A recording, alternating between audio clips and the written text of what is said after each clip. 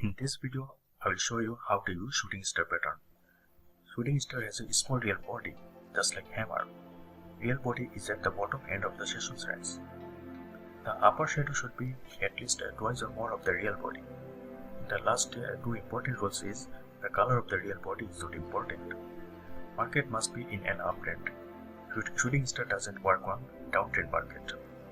Let's see some example of live market. If you find an uptrend market like this and a shooting star candle like this, where the upper shadow is twice or more of the real body, that means price will go down. So when should we take entry? We'll take entry like here and take stop loss right here.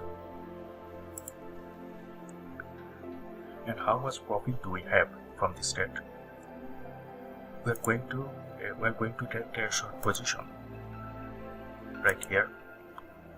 Stop loss is right here and take profit is used. This take profit is here.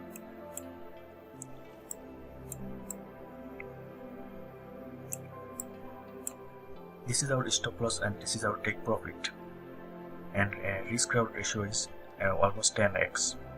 We will get a huge profit in few hours if we take trade on the shooting star pattern. Thank you for watching this video. If you have any questions, ask me in the comment section below.